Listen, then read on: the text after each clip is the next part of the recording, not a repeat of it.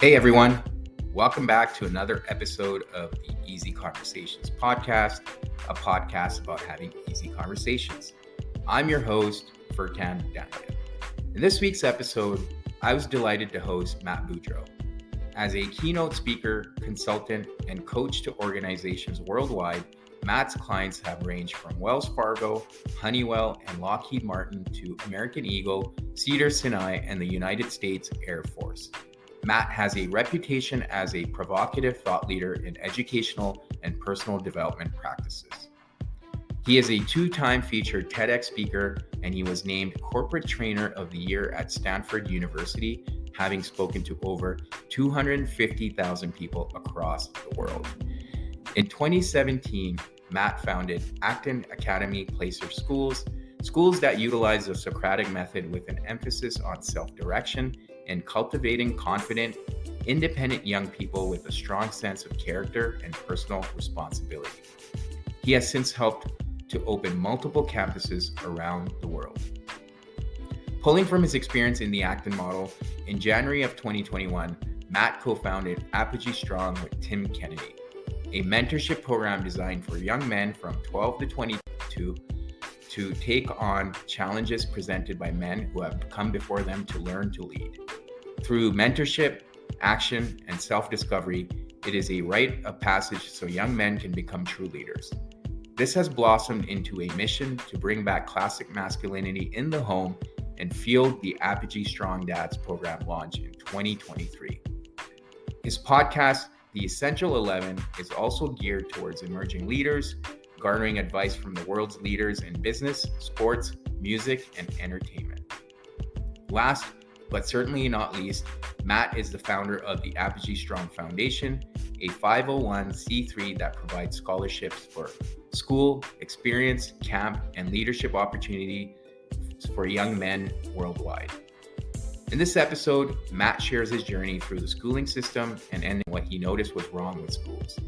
Matt and I talk about some of the challenges in the education system and what parents can do to have more of an influence on their children's education. We also discuss our personal experiences and why speaking up against the system is hard for teachers. Please find Matt online and on Instagram at Matt Beaudreau and at Apogee Program, and on his websites www.apogeestrongdads.com, www.apogeestrong.com, and finally www.apogeestrongfoundation.org. I really hope you get a lot out of this episode, and if at the end, if you could leave a 5-star review, I would truly appreciate it.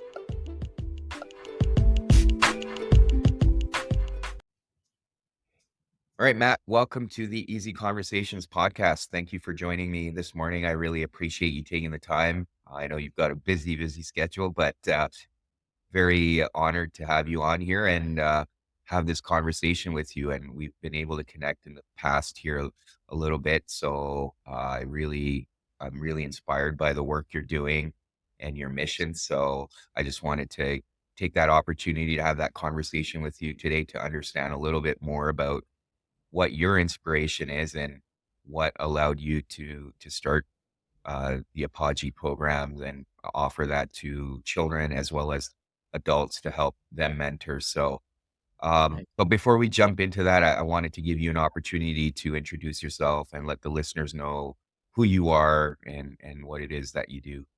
Thanks, man. I appreciate that. The honor is absolutely mine. Anytime I get to connect with good humans and talk about my favorite things, it's a good day, man. So I'm very grateful. I'm very thankful. So from a very high level and glad to go anywhere and everywhere, within this, I tell people I'm an educator. I'm no longer a teacher, and I say that because I came out of schools. I grew up in the normal K through 12 system, right, that we're all familiar with, and played that game really, really well, and got my straight A's in college, and did all the things that I was quote unquote supposed to do, and then graduated and went, oh my gosh, who am I? What do I have to offer the world?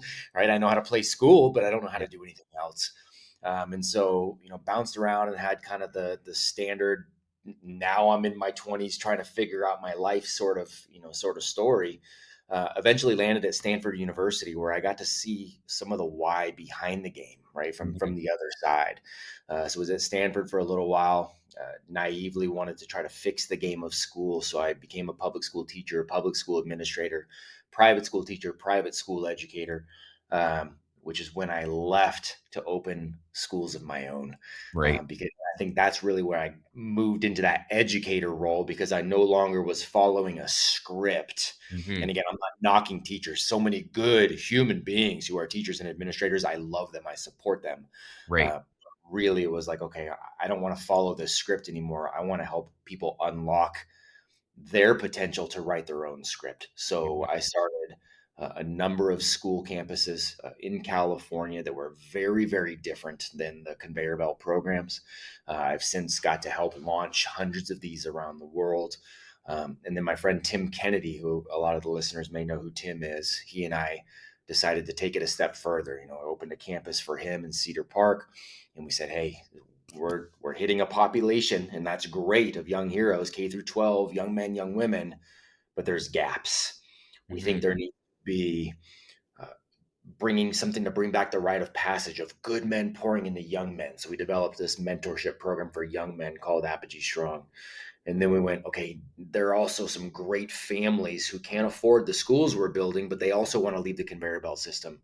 So we Right. started educating modern day heroes to help them learn how to home educate at a high level, right? Mhm. Then we're hearing from men that are going, oh my God, okay, I want to do this for my kids, but I'm struggling to lead, Right. from home.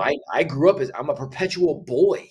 So Yeah. we're okay, now we're building the men's program for, for the dads too. So all of this is getting back to really what education should be for, which is sovereignty and freedom. And we want to help people get there no matter where they are now. Right. Right. And thank you for sharing all that. And Sure. again, lots of amazing work you've been able to do. And I guess when you talk about changing the script, Mhm. what were you seeing in this script that was not sitting well, or Yeah. probably not something that you were agreeing with? Yeah, that's a great question. And so speaking about it from a schooling context, I grew up believing what everybody else believed. Like you get your good grades, and then you go to college, and when you're in college, you get your good grades, and that's automatically going to get you this great job, and then you're going to be happy. You're going to be successful. Hmm. Well, I did all those things and came out, and I actually turned down a job at the White House right before graduating. But then I walked into the world going, shoot, I know nothing. I Yeah. don't have, like, it didn't work. And I got debt, but Yeah. I don't have much else. Right. So that in and of itself I was going, okay. And I started unraveling the thought that I understood the game of school because I always got my straight A's, but I didn't consider myself uber intelligent. I just knew how to play the school game. Right. And that didn't serve me well, and so I was seeing that. Then I'm at Stanford and I'm seeing that the whole process of admissions is not exactly the meritocracy that everybody says that it is. Right. There's an element of a game being played there too. I'm like, okay, well, that's not something we talk about. Then I go into the public school system and I know I'm helping the young heroes that I'm serving, but these guys are growing up in a gangland environment in California, and I'm being told they need algebra to get out of it. And I'm like, no, they need something else right now. Right. Right. And so I'm starting to see the game of how schools get funded and the whole thing there. So I start going down the rabbit hole of, well, why do we do school this way? Where did that model come from? Hmm. Soon as I let myself be open to that conversation and saw where it really came from, I went, oh my gosh, this has nothing to do with child development. This has nothing to do with unlocking the genius inside of people. This has everything to do with control, money, power, politics, Mm. slavery from a mental standpoint. And that really started the ball turning because to me, my integrity is too important. I couldn't keep doing something that I thought was actually going against kids. And hey, by the way, now I have my own.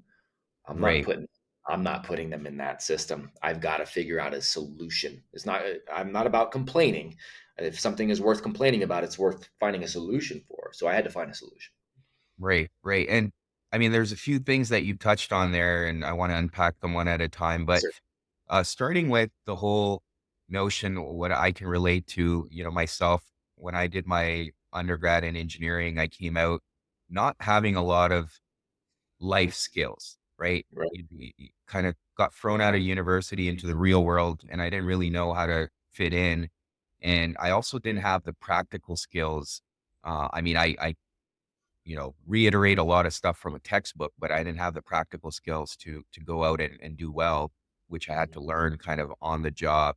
So I could see, what you're pointing at, that in the education system, you're not really being equipped to go out into the real world and function as a human, right? Um, Yeah. Well, and not just not being equipped, you're actually being conditioned to right, go the opposite way.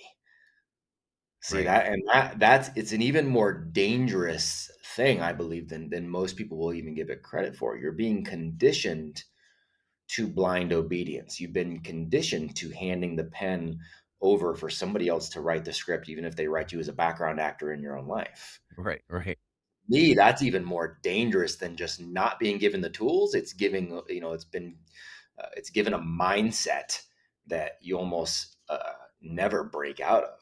right, right. Yeah, and that kind of leads to the whole notion of you end up and in Canada, I mean, it's getting there, but the education system obviously not as um, expensive compared to the US. But, even for yourself to go to Stanford, I can only imagine what the student loans would have been like. But so you're coming out, as you said, you're conditioned, you're working for someone else, and then you've got this debt you have to pay off, right? So you're like, your mindset is, oh, I have to keep working.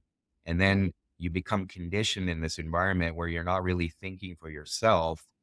Mhm. You're just thinking about all these obligations. And one of the things I've realized also is then society also programs you a certain way that, oh, you should get a mortgage or you should get this car. So you're constantly paying this debt off. And the only way to do it is keep working. Mhm. That's exactly right. That's the system, right? And you're not taught how to get out of that. You're not taught. Again, the question that I always pose to people, that you're not even as you go through and get a credential. I'm speaking from experience of being a Yep. credentialed teacher, right? You're not taught to ask, what should education be for? Right. And we end up confusing education with schooling. Schooling is a series of boxes that you check off, saying everybody does the same thing, same time, and it's all. Education is wildly personal.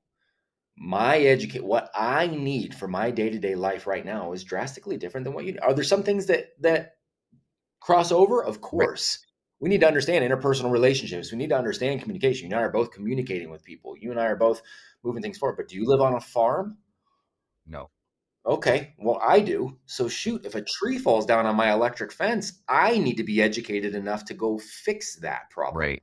right? You have things that you come across as an engineer that I have no clue how to do, nor do I necessarily need to know how to do it. Right. Education is wildly personal, and ultimately it should be geared towards exactly what you said.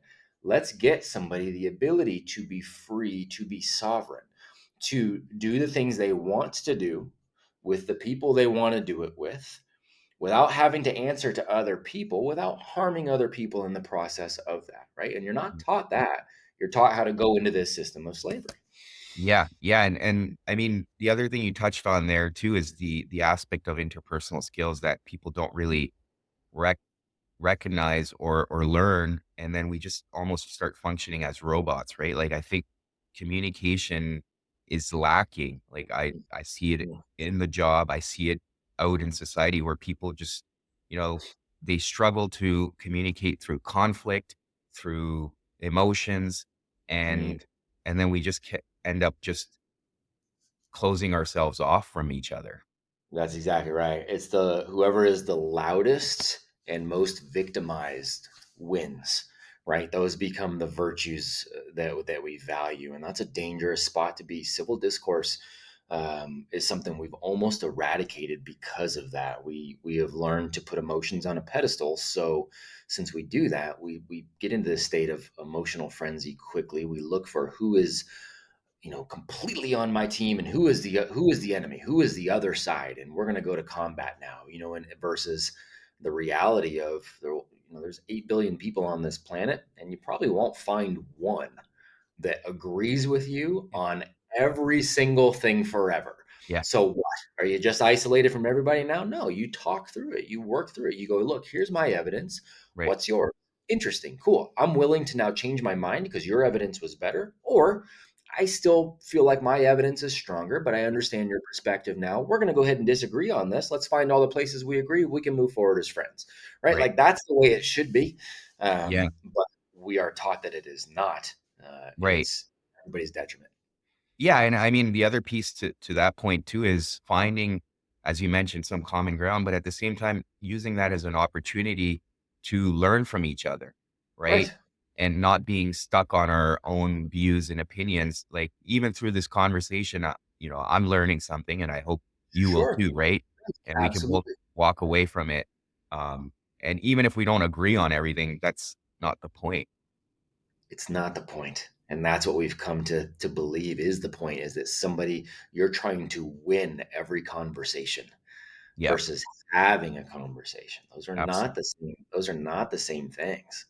Right, right. The other thing you touched on was, or we kind of touched on briefly, was the whole cost of education, right? Mhm. And with some of the programs you've been a part of, has then that been a focus to not put a lot of burden on people to just go and get out and get an education? Because that financial burden is Mhm. significant, right? Which often prevents people from seeking an education, or as we talked about, it puts them in such a huge debt that they're just chasing, running that in the wheel trying to pay that off.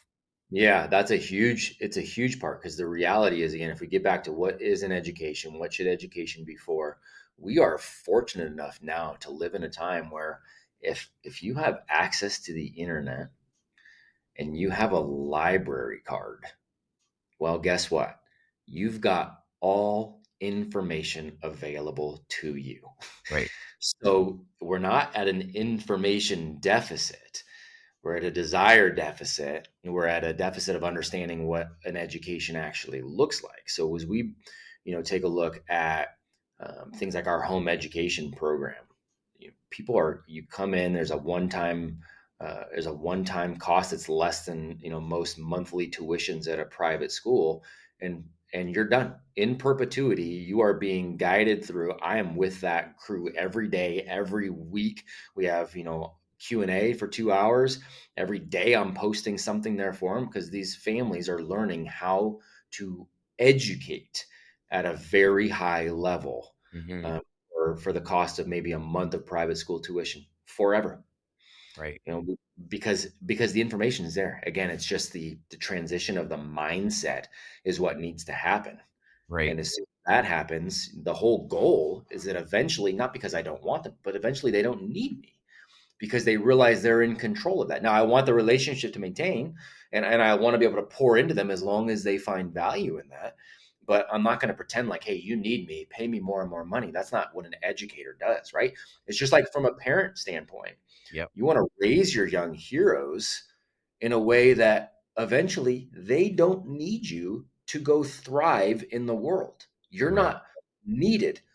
You're desired in terms of a relationship, but you're no longer needed, right? A good educator does the same thing. A Mhm. good pastor or priest or imam or whatever will do the same thing. A Yep. good doctor will do the same thing, Mhm. right? You make it to where a person doesn't need you anymore. They have the ability to not just retain the information that you have helped them get, but to get their own information at that point. That's what, when you really want people to get to freedom and sovereignty, you want them to have that ability. Yeah. Well, and I think that's another cultural or societal issue that, that it's very manipulative, or often people are operating from a scarcity mindset where it's like, well, if I'm going to share information, I have to give them a little bit so they keep coming back for more. And that I struggle with that because, right, knowledge is something we should be sharing with each other and helping each other through,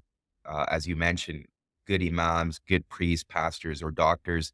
If they have that knowledge, it's almost their responsibility to share it, right? And that's, when I look back at, I don't know, hundreds of years ago, that's what was happening as society. We were trying to improve everyone's lives by sharing that knowledge. And I think we've stepped away from that where everything's almost about the financial gain. It absolutely is, and you're absolutely right, man. And I don't want to confuse that with I don't have an anti-capitalist view where you should Right. never get paid for your services, right? That's never the case, and I think there is value in going, hey, okay, this is my business models. I'm going to Yep. help you here, but I think the integrity Yep. comes in when again you're not saying, and by the way, you need me forever, right? That's where it's like, nah, dude, no, that I can't get on board with that. I Yeah. can't get on board with that. If Absolutely.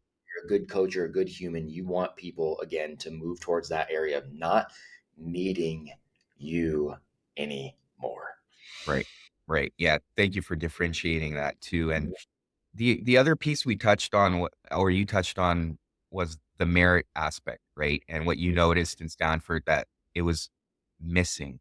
Hmm. So what about it was missing, and where was, like, you think about, in a school like Stanford, where was the shift happening there? What were they focusing on? And Yeah, and that's a great question, man. And there's an illusion. There's this illusion of the quote unquote elite schools, and there's illusion of you need college in order to be successful. Or there's all these things that we just kind of have in our minds a lot of times culturally as just staples of fact.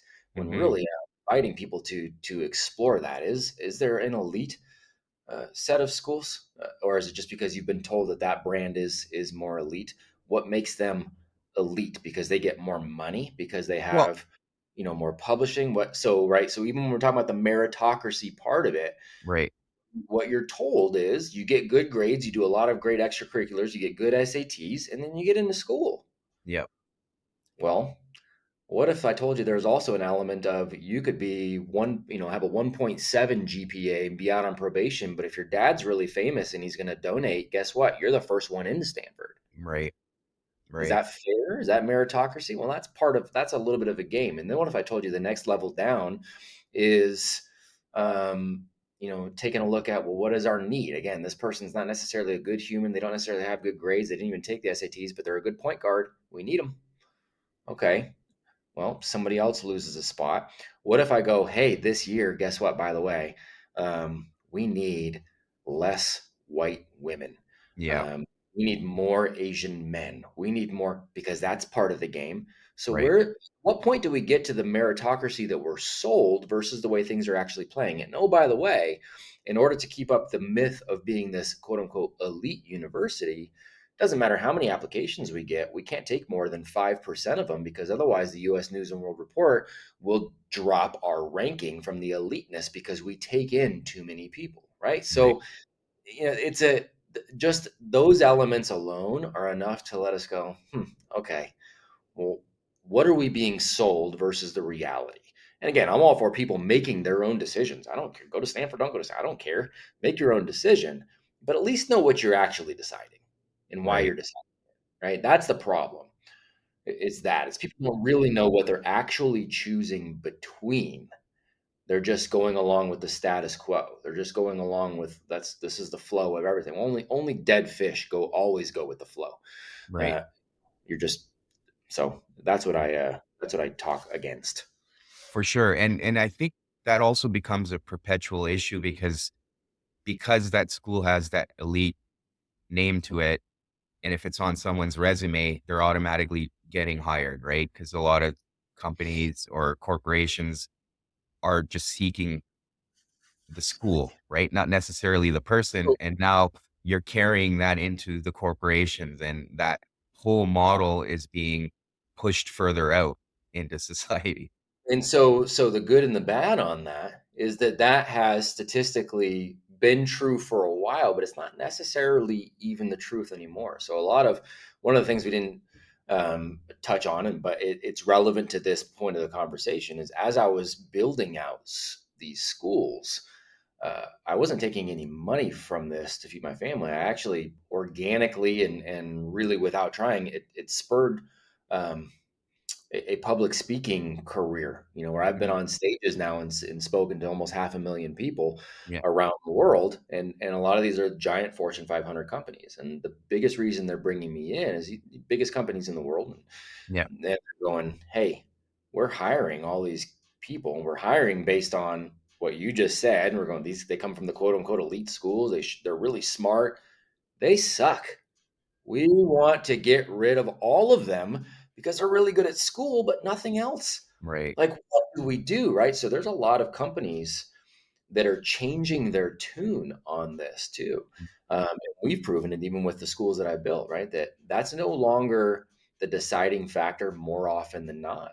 If you Right. can show that you've got the right set of values, characteristics, morals, skills, abilities, the right network, and you can do all of these things without a formal college education, man, you're able to go pretty much anywhere and everywhere that you want to go for the most part. It's very rare that you can't. People always go, well, if you want to be a doctor, if you want to be a lawyer, if you want, well, hey, guess what? You can actually be a lawyer without even taking the LSAT. So there is a way to do that. But yes, if you want to be a doctor from a legal standpoint, yes, you've got to go through this process, go to medical school. And I would even argue there that um, there's a level of idiocracy. If you know you're going to be a doctor, why do you have to take, 18th century women's, like you're still getting screwed in terms of some of the things you have to take, right? Right. Even if, Right. but again, look at the percentage of people that are going to school. The vast majority aren't going for a degree like that that requires some sort of legal tie to that degree. So, can you get that education, the actual education, not the school degree, not the diploma, not the credits, but the actual education? Can you Mhm. get that and those skills another way, often for free? Show somebody else that you have it and get hired because of it? You can. Mhm. It's the desire that's lacking, not Right. the avenues to make it happen. For sure. For sure. Yeah. No, thank you for building on that. And the other piece also, what I've heard, and I don't know how accurate this is, so I just want to test it out with you as well, is a lot of the schools are hiring more administrative staff, which is preventing them from having enough educators, as we've talked about. Is that something you've also experienced and noticed? And why is that happening then, if that's the case? Yeah, and I'm assuming you're talking about like the K through 12 kind of Yeah. conveyor belt sort of schooling. Yeah, I mean that's the entire the entire system needs to be scrapped from the get-go. It is designed to people say, well, the entire thing is failing. No, it's doing exactly what it is designed to do. Right. It's not failing. It is failing us because it's designed to fail us. So yeah, I mean, a lot of schools will tack on more, administrators will spend more money because they're getting more money from the government. And so they've got to find a way to spend the money somehow. So let's add an extra administrator so that we can then, say we're going to do some sort of school improvement plan, or they're going to come in and be the real, the disciplinary or whatever. But it's the whole thing is an exercise in futility because we're not addressing the root of the actual issues. The schools we built, we could get the cost per learner. This Hmm. isn't necessarily the tuition, but the cost per learner, we can get it down to like 1,000, 1,500 bucks per learner per year. Well, a lot of our conveyor belt schools are spending 10 grand, Right. right? And they understand that they can put all of these fancy things in place and earn themselves even more money for the state because they can tie it back to improved performance, which just means we tie it back to better, hopefully better test scores that can get us more money. It's this whole cycle. It's a silly game to even play. So there's no, it's almost like trying to rationalize, something that the Flintstones do in the cartoon or something, because it's not real. So I don't even try to pretend that there's a rational way that we should Right. even try to like get into this imaginary world of maybe this is why, or maybe this is why. The whole thing's a hot mess. Right. Right. And then building on that, so, I've started noticing a lot of parents are pulling their kids out of the public school system and trying to homeschool them. Mhm. Um, so what are your thoughts on that? And I know you touched on it earlier too, like to be able to have more of an influence on your child's education and also being able to share your own values with so where I'm going with this is I'm also seeing like because your kids are being indoctrinated in the public school system, they're often missing out on some of the values you may have wanted to give them, right? And growing up, I felt like there was a bit, for me at least, there was more of an influence from my parents, but I feel like that's being taken away more and more, especially with now s- if both parents are working, right? In my case, my mom was stay at home, so she had a huge influence on Yeah. us. But yeah, that's kind of diminishing, at least from what I've been observing.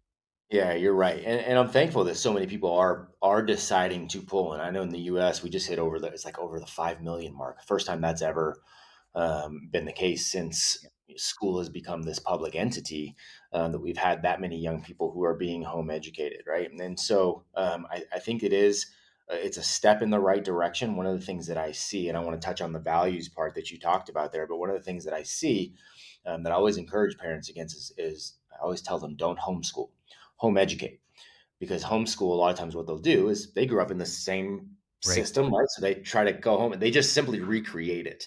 And the Yeah. way I always frame it to just get people to think and go, man, if you were born just because you're born into a cult, once you realize there is a cult that you are in and you go, man, I have got to get out of this, and you get your family out of there and you escape the cult, right? And you go find refuge somewhere else. You don't start rebuilding the cult right there in your own home. Right. You left it for a reason. But Hmm. what happens is parents leave the schooling system and then they start trying to recreate the schooling system at home. And so you lose some of the efficacy there too, right? So that's Yeah. why I say the program, a lot of it for what we do as far as what we developed is a mindset shift. But then you do also get to impart those values. And it's not just the idea that we should be able to impart our own values on our own children, which somehow now is like this radical idea, and you're like some sort of extremist or a terrorist that you want to impart your family values on your own children. But it's the addition by subtraction too. You're also not exposing them to the ideologies and values that show up in school. And it's not just the agendas that are showing up. People talk to the various agendas that they're seeing play out at the public school level. And I think there are some things that are very dangerous there for sure. But what about the agenda of just the design itself, of the be quiet, don't speak unless spoken to, raise your hand to ask another human being if you can go to the bathroom, and they might tell you no, right? It's 12 years of learning obedience, 12 years of learning apathy, 12 years of like, man, I'm bored. So I'm really just going to go, who can I listen to over here? And maybe I'll listen to this kid who knows what background he's coming from Right. and what he's showing me and teaching me. And this is my now learning. And I've got people having sex in the bathroom, and I got people doing drugs in the bathroom. And Yeah. you're also avoiding that. And this isn't a conversation around sheltering Yeah. and desire to shelter, right? But the whole concept of, well, yeah, you got to put them in there so they can learn that the world's kind of tough. That's garbage. If you and I want to go level up in terms of business or relationship or whatever, right? Do we go, all right, man, well, I got to schedule a day in prison so that I can see that there's bad people here. And if I Right. know that there's bad people and I see what the bad people do, now my life is going to be better? No. You go find the people who are leveling up. So Right. the opportunity of taking your kids home isn't to shelter them, it's to show them nothing but greatness. Show them good things, give them amazing experiences that they can truly learn from. And by that, I don't mean take them to Disney World. I mean, let them fail, let them try things, let them start a business that doesn't work out, let them Yeah. struggle, let them get involved into some other, martial arts or sports or whatever that is, so that as they get older and that becomes the norm for them, is to strive for greatness and to be resilient and to be able to operate out of character and values and in civil discourse, that when they see something that goes outside of that, it's not alarming. They just go, oh man, that's too bad. I have no desire. Yeah. Yeah. Right? See the silliness for what it is. For sure. That's the difference. Yeah. Yeah. And the other piece I wanted to add there, and again, get your thoughts on, is a lot of the educators in the public school system have a very cookie cutter approach, and they're not often aware of different modalities that can be used, especially depending on the needs of the student. And I'm using a personal example here too, because what would be described in today's world, had ADHD, where I needed to be constantly challenged and stimulated. And in today's education system, I would have been put on medication because I Right. was constantly seeking new ways of challenging myself. And as an adult, I've been able to figure out that, well, I need to be taking on new things and always stimulating myself in Yeah. that sense where I'm trying to learn something new every 6 months, which keeps me focused. Mhm. But what I'm fearful of is today's kids are being put on medications, and that's Right. impacting them and their future, right? And that is another problem that I see. And often parents are at the mercy of the system. And I don't want to get into some other stuff, but if parents don't comply, then that's almost like considered child abuse, that you're not looking out for the welfare of your child. You must do what the teacher is saying or what the school is saying. Yeah. And at what point did that become the rational thought that you need to outsource to the government what is the right thing for your family and your child, and if you go against them, that's abusive, right? We Yeah. should stop and think about that. And what you said too is something about the teachers not understanding the various modalities and all that. Sometimes they're, to be honest, sometimes they do understand it and they just can't do anything about it. Mm, That's part of learning to perpetuate the system. And I talked to it right before you and I got on this podcast today. I had somebody reach out on social media who's a teacher, and I don't know this person. I get this daily, yeah. daily, multiple times a day, 7 days a week, 365 days a year. I have teachers and administrators who reach out and they go, I agree with you. I'm in the system. What do I do? Right? Yeah. Because the reality is there's so many good humans who want to do right by the kids and they're just handcuffed Hmm. because your job is to perpetuate the system. It's not to educate children, is to Right. perpetuate the system of schooling, and so it's hard. And so then, but then you do have others who are in there who have bought it lock, step, and barrel, and they're going, oh, this 5-year-old little boy doesn't want to sit down and be quiet when I want him to. I'm going to tell his parents because I'm the teacher, I'm the authority, I've been trained, I went to school for this. Yes, that he has a methamphetamine deficiency. We must get him on some of this, as quickly as humanly possible to get him to focus, meaning make my job easier. Right. And it's a scary freaking proposition that people actually listen to it. Yeah. Yeah. And I think on that too, even if the teacher doesn't necessarily agree with that approach, they Mhm. have to maintain a certain level of focus for the entire class, right? And one child that's potentially disruptive is Man, causing issues too, right?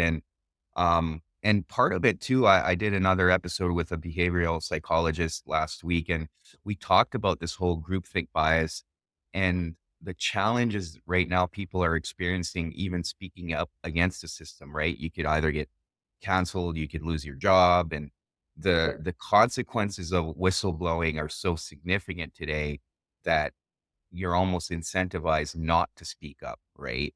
Right. That's right. It's very 1984 Orwellian, situations out there when you're going against some of these bigger systems. We talked about it more recently, obviously culturally from a medical standpoint with everything Mhm. that's been going on since 2020. But what we have to understand is it's the same thing in the schools.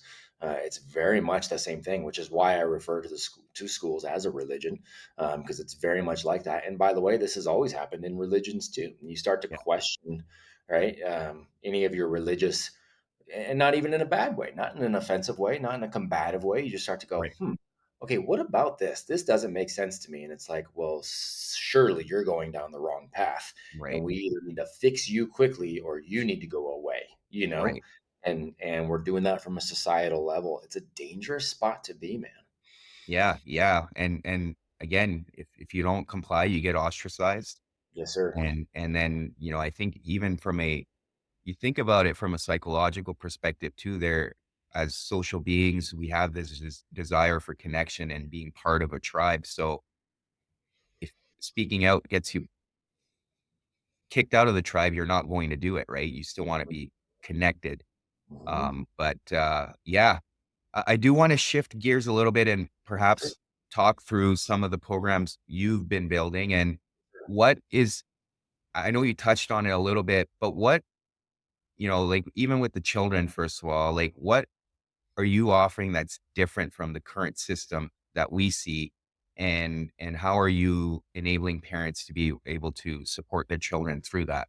That's a really great question, man. Thank you for asking that. So, and I'll touch on just the various components, and then we can go deeper on any of them that you want to. So, we have a few different programs here. One being the home education piece. And so, from a home education piece, from a very high level, what we'll do is we'll send out resources every single month. And when we say resources, it's not worksheets, and we don't subscribe to the whole grades and grade level, and you got to do certain things certain times. What we'll do is we'll take a focus.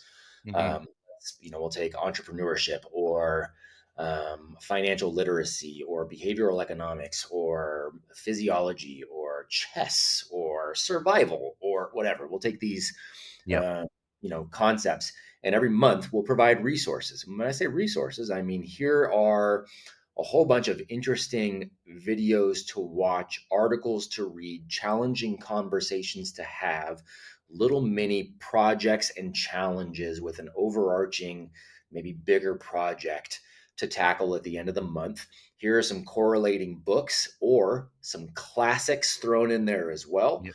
with again some engaging conversations to have you actually think through some hard things from a Socratic standpoint, right? We'll Hmm. send those things out every single month for families so that they can go at their own pace, at their own leisure, and bring that into the home. We focus on those things. Academics, that's easy to get, right? My friend Sal Khan has this thing called Khan Academy that's wildly free. Like you can go through and do all the academics you would ever do at a school for free on that if you want. There's other platforms where you can add, like, fine, we can add all of those things. No, however you want to do that is great. But we focus on those areas that are actually about education and making hard decisions and doing actual things, experiences. So we'll focus on that. And then I'll post something in that regard to our private platform every day, whether it's a video of me, whether it's an article, whether it's whatever, to Yep. spur on conversation for these families. And the families themselves, too. It's not just a family thing. I always tell parents the best way to further your child's education is actually to further your own and Right. bring them along with you. Right. So I'm challenging the parents to grow in all of these areas as well, not just the Right. kids. So they're growing in those things too. And then we have weekly Q&A. What are you struggling with? How are you doing? What's going on at home? We just have a weekly Q&A where we all come together and we just walk through this, right? So from the home education spot, that's what it looks like. On the mentorship part for young men, that's a very specific 12-month roadmap where they are having suggested readings. Every month is a new project and a new challenge that, again, is educational. They're interviewing CEOs. They're out doing a flip challenge where they're having to flip a paperclip all the way up to, whatever they can flip. They're out learning how to create evacuation plans, to do CPR, they're gaining actual practical skills every Yep. month, new project, new challenge. They are taking on recommended readings, they're taking on physical workouts, and they're also getting private videos every single day in our platform. And every week we have a call with them and one of the best men on the planet. Hmm. This It might be an actor, it might be an athlete, it might be a Navy SEAL, it might be a billionaire CEO, it doesn't matter. The through Yep. line is they're a successful, good man who is coming on, pouring into them directly, answering their questions, right, over the course of 12 months. We do the Right. same thing with the dads as well. And we Hmm. will develop the program for the moms and for the young ladies is what's coming next. Okay. So, okay. So that answered one of my questions, but why was it important for you or, your team to focus on Males, mentoring males the first. males, the young men, and then the fathers? Yeah, males first. Part of it is a selfish endeavor. I grew up as a male. I am a male, Yep. and so I can speak much more easily to what it means to grow up. I know what the young men are feeling. You and I both know what it's like to be a 12-year-old young man, 13-year-old Yep. young man, 14-year-old young man. We know what we're dealing with that. We know what the hormones do to us. We know we get all of those, right? So Tim and Yep. I partially knew that, and we partially had a stable of really, really amazing men that we are connected with, right? Yep. So part of it was this just makes more sense. That's why we did them first, not the girls. Now we're partnering with some great women: Katie Wells, Tulsi Gabbard, Laura Sextro, some phenomenal women to help us get the women's program off the ground too. We just Right. know we're not the ones to lead that because it's got to look different. Of course. But then at the same time, we see this epidemic that is taking place, right? We've got the fatherless home issue, which depending on who you listen to, it could be 25-30% of homes without a dad. Yep. That's a big issue. Or we have fathers who are in the home, but they're perpetual boys and they're Yep. not leading, right? To us, those are huge societal issues. So what if we could attack that from both sides? Do we want to help the guys who are at home and help them lead? Of course, we want to help them do that at a higher level, right? So we're going to help them do that. But we also believe very much in the Frederick Douglass quote of it's easier to raise strong children than it is to fix broken men. So what Right. if we go from that bottom side too and help raise the next generation? We actually, it's not an either or, it's a yes and. Yeah. We've got to do both. And so that's why we're tackling those first. Right. Right. Okay. No, and that helps me understand as well. And then the other piece around cost, because based on what you've shared with me in the past, Mhm. cost is something I'm assuming you guys focused on as well, and to make it more accessible. Why was that? I mean, it's obvious, but why was that important to you guys? Yeah, this is a mission of going wide first, right? We want to make it accessible, and not just accessible, but repeatable and beneficial to be able to repeat. So when I say that, so first of all, we have a 501(c)(3, we have a foundation. So anybody listening is like, yeah, I'd love to help out. That's a great thing because it allows us to scholarship young men and give them all these opportunities where sometimes even the young men don't have to pay anything, right? And their families don't have to pay anything as long as they're going to get in there and get after it. And then, oh, by the way, at the end of the 12 months, they're invited to stay in perpetuity if they've poured into it at no charge, right? Yeah, Same thing on the dad's side. And on the dad's side, what we want is there's got to be some skin in the game. If there's no skin in the game, people don't step up to the plate. of They course. just don't, right? It was given I don't care enough, right? So there's got to be some skin in the game, but we want it to be accessible, and then we wanted to help ultimately make it to where not only did it not cost you anything, it actually changed everything, and then you made money. So hold on, you got to level up your entire life in every single way, and then you have the opportunity to partner with us in business to bring this same coaching to your hometown. You can make money there too and spread the mission of helping other people. We're serious about the mission itself, right? And so again, we've got to do that from the right way, integrity wise. Yes, we're going to charge for the services up front, but we're going to help you make that money back in spades while making your life better, while equipping you to push the mission forward and help other people. Right. Like, to me, that's how an army of really good humans gets built. Is I think it looks like that. And we're not going to have it perfect. And there's going to be some areas where we're going to go, ooh, okay, we should probably change this and change that. That's the nature of the beast. That's what education is. We're going to learn, we're Mhm. going to get better. But that's the mission we're on. Absolutely. And I think that's one of the things that often gets missed is the whole notion of paying it forward, right? And that's what I think that's amazing that you guys are also focusing on that. And you touched on the whole helping men become better fathers too, because that's a lot of the times, I look at myself too, but all around me, that's where the boys are missing their fathers being able to pass that wisdom down. And Sir. often it's being able to study great men where you can kind of impart that wisdom by learning from Exactly. history in itself, right? Exactly what it is, right? And so there's the military kind of adage of you don't rise to the occasion, you fall back to the level of your training. Right. Hmm. Well, that's true for us as dads too, right? If we're not being intentional about equipping ourselves and training ourselves and connecting with other good men and learning, like you said, from other great men who have come before us in all these different areas, so that we become better, we fall back to the level of our training, and that usually means we're just going to repeat kind of the way we were brought up. And that doesn't necessarily even mean it's a bad thing. You might have been brought up by a phenomenal father, and that's great. You got an advantage there. Fantastic. But you Yeah. should still objectively try to take a look and go, okay, cool, but where can I even do this better? Yeah. Like, why not? Perfection is not possible, but the pursuit of perfection is possible. So Absolutely. why not keep that as the standard and give it a shot? And so that's the way we're taking a look at this. And I get the question a lot from dads who will be like, okay, well, what's the best parenting book out there? And I think that's the wrong question. I think Yeah. the question is who are the men that I can study, whether that's through a book, through conversations, through network, whatever, um, that will make me a better human being in all the ways that I can be a better human being. Because as Hmm. that, you inherently become a better father Right. at Right. the same time. Yeah, and I think it goes beyond knowledge too, right? It's certain lifestyle choices you make that you can Sure. also role model for your children, right? Whether it's being disciplined, whether it's showing compassion and respect to other people. And those are the skills that children are absorbing and looking to their parents for, right? And Very that, much, yeah, yeah. very much so. You're always the primary educator in their lives. I always tell people they are going to do what you do before they do what you say. Hmm.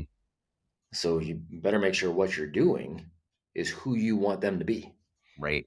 Right. And I think a lot of that's the biggest thing I try to share with people too, especially as fathers, is if you're going to say something and then you go do the opposite, which has been kind of the model, you're confusing the children. Right. And then not only are you confusing them, you're making them question your authority. You're making them not trust you because Bingo. children are smart. They pick up on the inconsistencies, right? And That's and right. to have that from the ground level up, I think it's amazing that you guys have focused on the parental side of it too. You're spot on, especially on the trust side. Even if they don't consciously understand, subconsciously there is a recognition of hypocrisy that takes place, right? And they'll understand it maybe later if they go back and view it. They'll understand the hypocrisy for what it is, but even subconsciously at a young level, they go, "Man, that does not compute," and the level of trust decreases in accordance with that understanding too. So yeah, what you said is spot on, wildly important. Yeah. Yeah. And yeah, I mean, I have a lot of thoughts on the hypocrisy side too, but from a faith perspective too, but Sure. it's probably sorry. Sure. I said, sure. Yeah. You're not, I agree. I'm with you on that. Yeah, yeah, but probably a conversation for another day. But Matt, want to be mindful of your time too. But thank you again for coming on here and having this conversation with me, sharing your story. I do have one more question for you before I give you an opportunity to share ways of how people can find you and learn more about your programs. But living on a farm, is that Hmm. out of choice or necessity? Yes. It's a yes and, right? It's a yes and.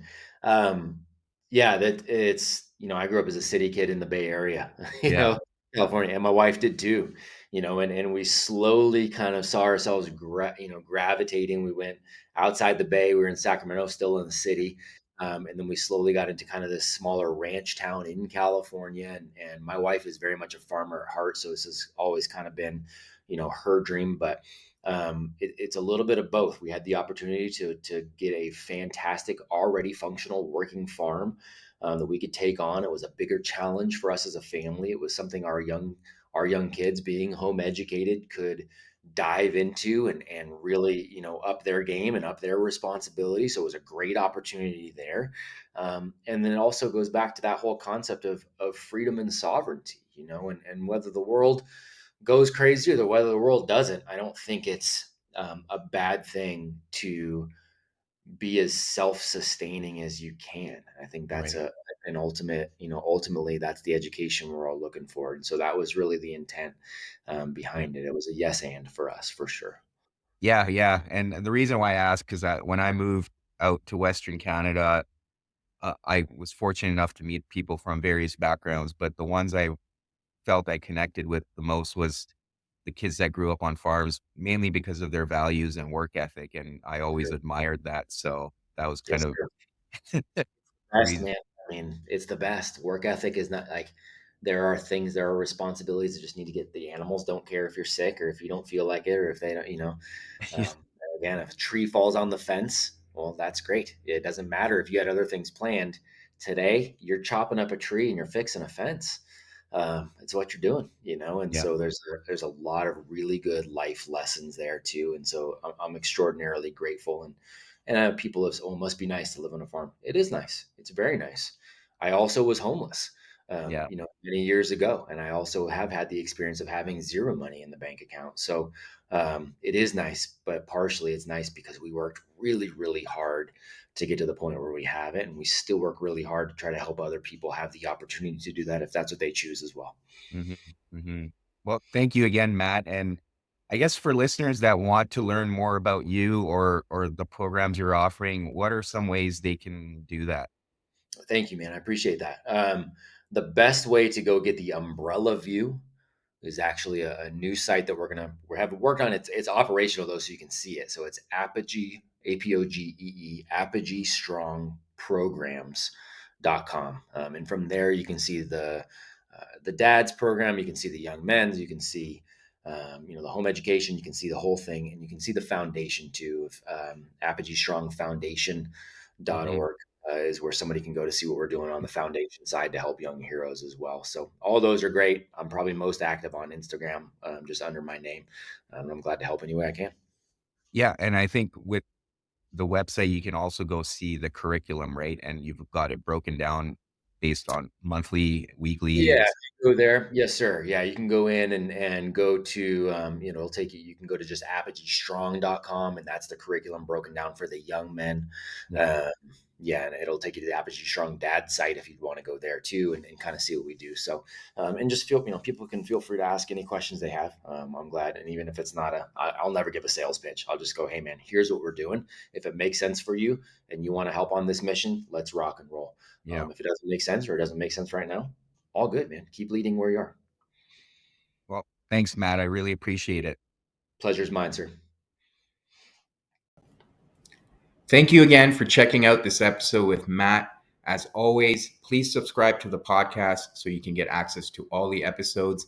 And please leave a review or a comment in the comment section. That's the best way to support this podcast. Until next week.